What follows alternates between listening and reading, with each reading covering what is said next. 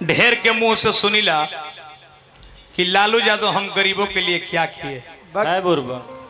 उसका प्रश्न ही गलती है। हाँ गलत बात है मलिक जी। ये ना कहो कि लालू यादव हम लोग के लिए क्या नहीं किए, ये सवाल करना चाहिए। लालू यादव आपके लिए पूरा जिंदगी जेल में अपने न्यौछावर कर चुके। हाँ लालू यादव आप हम लोग कह दें लालू यादव के लिए रोड पर निकले हैं कि जेल से छोड़ा दीजिए।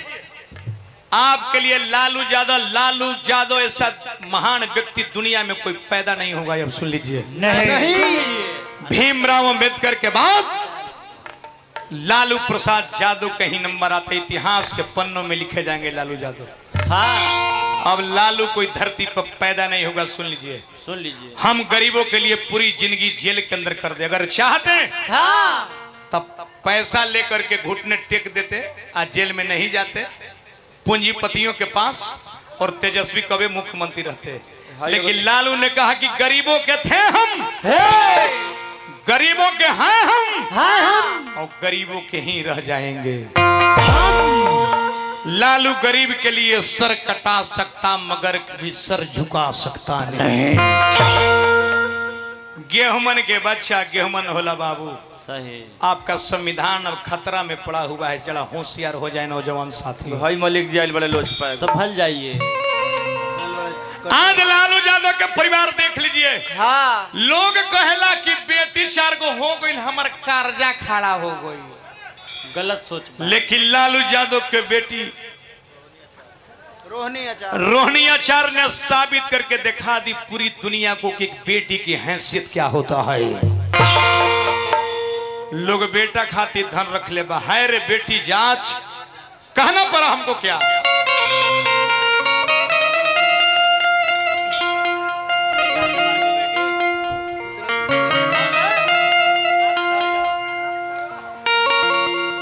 कि यार बेटा से बढ़ के बेटी,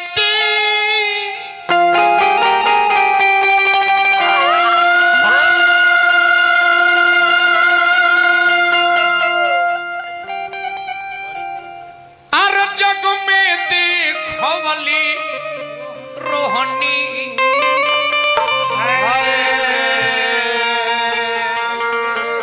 तो कोई के किडनिया या अर्दन हो पपा के, कोई के किडनिया या अर्दन हो पपा के छाती, कोई के किडनिया अपन दान हो पपा के खाती, कोई के किडनिया या अर्दन हो पपा के छाती,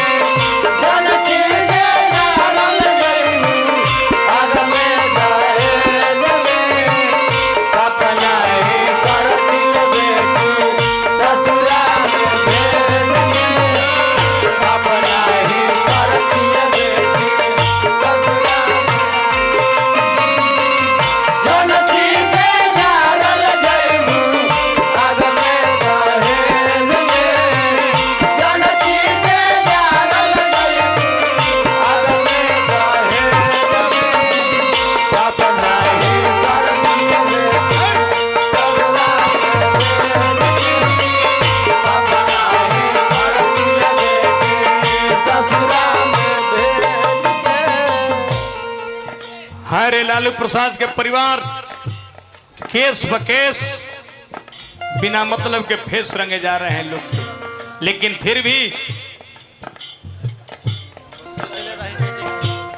लोग कहले कि बेटी के पार के बोझ है। देख ली रोहिणी के। हाँ लालू यादव की ही बच्ची है।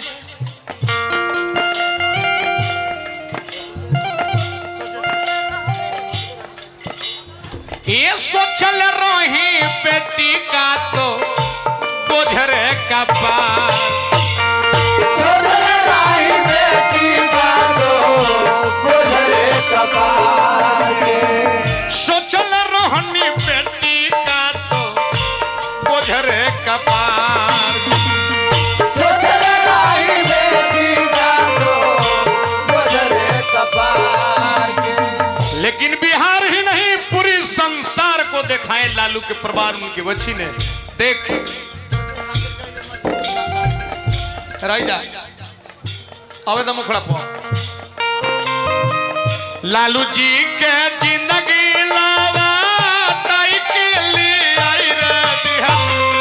लालू जी के जिंदगी लावा ताई के लिए आई रे बिहार। तीनों गरीबों के मसीहा मुश्किल से 4-5 साल तक जी सकते हैं, लेकिन उतने जीने के लिए अपनी जान के बाजी लगा दी। रोहिणी आचार्य अपने किडनी को दान किया और लालू यादव में सेट किया गया।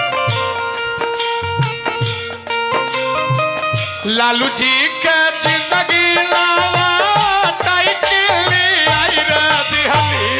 लालू जी के जिंदगी लावा ताई के लिए आई रे बिहारी। बाजी रे लागा कि यापन जन हो पापा के। बाजी रे लगा के आपा जान हो पापा के साथ। ये बाजी रे लगा कि यापन जान हो पापा के। बाजी रे लगा के आपा जान हो पापा के। ऐसे तो तू होत बात जिंदगी में। ऐसे तो तू होत बात जिंदगी में। पैसा जवान यही में बुझाता। निर्धन के रोग दी है विधाता। निर्धन के रोग दी है। ऐसे तो होत बात जिंदगी में। ऐसे तो होत बात जिंदगी में। पैसा जवान यही में बुझाता। निर्धन के रोग दी है विधाता। निर्धन के रोग दी है विधाता। मैंने कहा ना कि मनुष्य अपने भाग क्या स्वयं निर्माता होता है। रोहिणी अपने हाथ से अपने इतिहास को लिख डाली। बाबूजी ये कोई व्यक्तिगत गाना नहीं, हर बेटियों का सीख लेना चाहिए रोहिणी आचार्य से। अपने से लिखली रोहिणी अपनी इतिहास हो। आपने से लिखली रोहिणी आपन इतिहास। अरे अपने से लिखली रोहिणी अपनी इतिहास हो। आपने से लिखली रोहिणी आपन इतिहास। ए बाबू कोहे सुदर्शनवा रोहिणी ऐसा बेटी सबके चाहिए। कहे सुदर्शनवा रोहिणी ऐसन बेटी सबके चाहिए। कोहे सुदर्शनवा रोहिणी। आयुष कुमार यादव जी की ओर से यस बहुत बहुत के पुरस्कार देनी। हार्दिक नमस्कार बाप यादव जी के। कोहे सुदर्शनवा रोहिणी ऐसा बेटी सबके चाहिए। कहे सुदर्शनवा रोहिणी ऐसन बेटी सबके चाहिए। होइते जिंदगिया कल्याण हो पापा के। होइते जिंदगिया कल्याण हो पापा के साथ। होइते जिंदगिया कल्याण हो पापा के। होइते जिंदगिया कल्याण हो पापा के साथ। धन रे लालू जी का परिवार, जब तक सूरज चांद रहेगा लालू प्रसाद यादव का नाम रहेगा। इसके वैशाली धमाका यूट्यूब चैनल की ओर से बहुत बहुत के पुरस्कार। सारी गीत दिखावल जाई।